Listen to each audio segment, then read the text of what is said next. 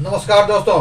गोरखपुर की जिला जेल ऊंची दीवारों और कंक्रीट के तारों से घिरी एक ऐसी दुनिया जहां कानून अपना हिसाब बराबर करता है। इसी जेल के भीतर इन दिनों एक नाम सबसे ज्यादा चर्चा में है, ललित किशोर उर्फ गौरव कुमार सिंह। वही शख्स जिसने बाहर खुद को आईएएस अधिकारी बताकर लोगों को ठगा और अब जेल की सलाखों के पीछे भी अपनी पुरानी आदतों से बाज नहीं आ रहा है।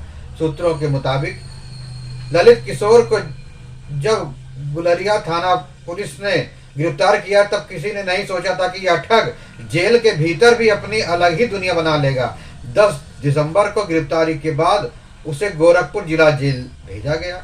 जेल में कदम रखते ही उसने खुद को एक साधारण बंदी की तरह नहीं बल्कि एक विशेष व्यक्ति की तरह पेश करना शुरू कर दिया।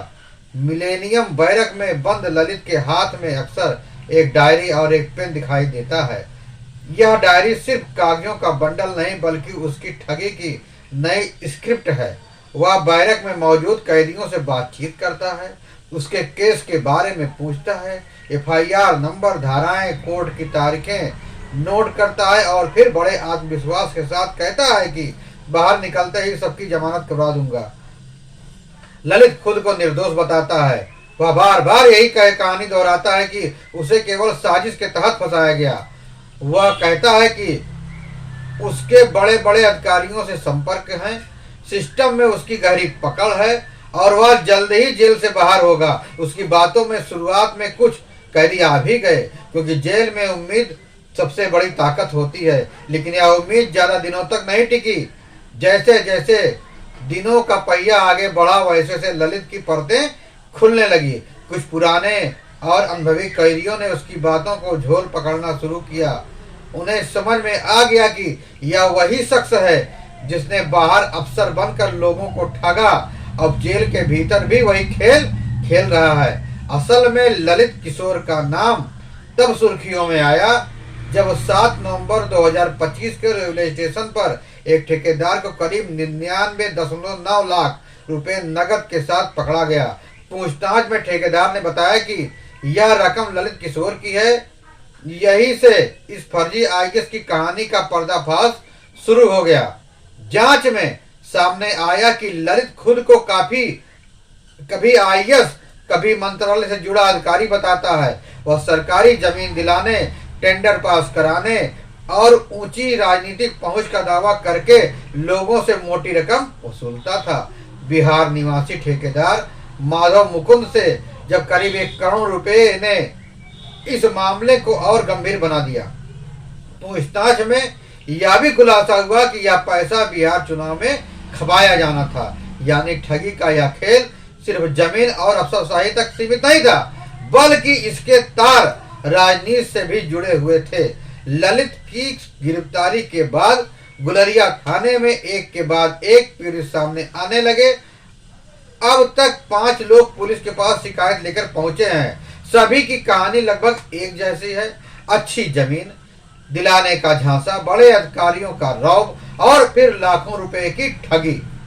जेल में बंद होने के बावजूद ललित खुद को ठग नहीं बल्कि सरदार समझता है। वह बैरक में ऐसे चलता है जैसे अब भी कोई अधिकारी हो।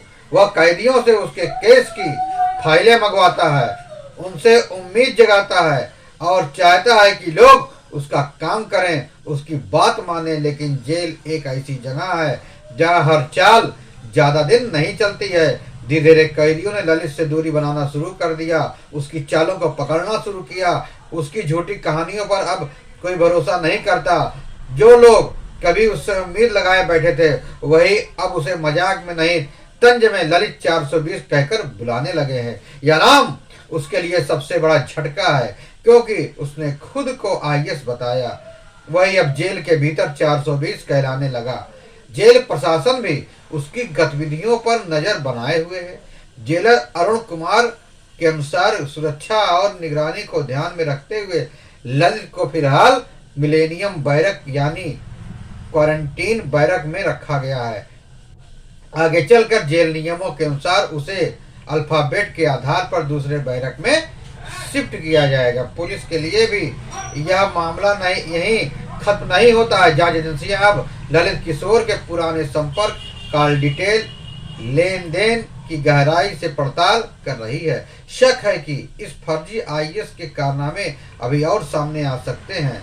सबसे बड़ा सवाल यही है कि यह ठग जेल के बाहर आकर भी किसी का नए नाम, नए चेहरे, नई कहानी के साथ लोगों को ठगने की कोशिश करेगा, या कानून की पकड़ हर बार इतनी मजबूत होगी कि वह दोबारा किसी के झांसे में नहीं ले पाएगा। गोरखपुर जेल में बंद यह शख्स आज भले ही सलाखों के पीछे हो, लेकिन उसकी कहानी हमें एक कड़वा सच सिखाती है कि अफसरशाना अंदाज, भारी भरकम भाषा और बड़े संपर्कों के दावे हमेशा सच्चाई नहीं होते हैं। कभी कभी सबसे बड़ा अधिकारी बनकर घूमने वाला व्यक्ति ही सबसे बड़ा ठग निकलता है। और यही है फर्जी आईएएस ललित किशोर की पूरी कहानी, जो बाहर अफसर बनकर लोगों को ठगता रहा और अब जेल के भीतर भी ठगी की नई स्क्रिप्ट तैयार कर लिया है। उसको लिखता पढ़ता रहता है। यह कहानी उस मानसिकता का आईना दिखाता है कि जो रौ, पद और सत्ता के नाम पर समाज को ठगते हैं। ललित किशोर उर्फ गौरव कुमार सिंह का अपराध केवल पैसे की ठगी तक सीमित नहीं था, बल्कि उसने लोगों के भरोसे, उसकी मजबूरी और उसकी उम्मीदों का और भी सौदा किया। बाहर अफसर बनकर उसने सिस्टम की कमजोरी का जमकर फायदा उठाया और जेल के अंदर में भी वही खेल दोहराने की कोशिश की, जिससे वह साफ हो जाता है कि ठगी उसके लिए पेशा नहीं बल्कि आदत बन चुकी थी। जेल की सलाखों के पीछे पहुंचकर जहां अक्सर लोग आत्ममंथन करते हैं, वही ललित ने वहां भी खुद को अधिकारी साबित करने का भ्रम नहीं छोड़ा। डायरी और पेन लेकर कैदियों के केस नोट करना, जमानत का झांसा देना और खुद को बेगुनाह बताना, ये सब इस बात के संकेत हैं कि उसका आत्मविश्वास अपराध बोझ से नहीं बल्कि चालाकी से भरा हुआ था। लेकिन जेल वह जगह है जहां झूठ ज्यादा देर तक नहीं टिकती है। अनुभवी कैदियों ने उसकी चाल समझ ली, उसकी बातों में उसे पकड़ना शुरू किया तथा कथित रुतबा ही कुछ दिनों में ललित 420 के नाम से बदल गया। यह कहानी हमें यह भी बताती है कि अपराध चाहे कितना भी शातिर क्यों ना हो, सच एक ना एक दिन सामने आता है। रेलवे स्टेशन पर पकड़े गए लगभग 1 करोड़ रुपए, बिहार चुनाव से जुड़े तार और एक के बाद एक सामने आए पीड़ित, इन सब ने मिलकर ललित के बनाए नकली रुतबे को पूरी तरह ध्वस्त कर दिया। जिस व्यक्ति ने आईएएस बनकर लोगों को अपने इशारों पर नचाया, वही आज जेल में पहचान के लिए तरस रहा है। इस प्रकरण से कानून और प्रशासन के लिए भी एक संदेश निकलता है कि फर्जी अफसरों और दलालों का जाल सिर्फ आर्थिक अपराध नहीं बल्कि लोकतंत्र और व्यवस्था पर सीधा हमला है। ऐसे मामलों में सख्त निगरानी, गहन जांच और समय पर कार्रवाई ही समाज को सुरक्षित रख सकती है। साथ ही यह जिम्मेदारी आम लोगों की भी बनती है कि वे किसी भी रौदार दावे, बड़े पद, कथित राजनीतिक पकड़ पर आंख मूंद कर भरोसा न करें। अंततः फर्जी आईएएस ललित किशोर की कहानी एक चेतावनी है। यह चेतावनी उन लोगों के लिए भी है जो ठगी को हुनर समझते हैं और उसके लिए भी जो बिना जांच पड़ताल के किसी के झांसे में आ जाते हैं। कानून की नज़र से कोई बच नहीं सकता, चाहे वह खुद को कितना भी बड़ा अफसर क्यों ना बताए। आज गोरखपुर जेल में बंद ललित 420 इस सच्चाई का जीता जागता उदाहरण है कि झूठ और फरेब का अंत आखिरकार सलाखों के पीछे ही होता है। आपको यह खबर कैसी लगी? फिर मिलेंगे नई जानकारी के साथ, नई खबरों के साथ। तब तक के लिए जय हिंद, वंदे मातरम।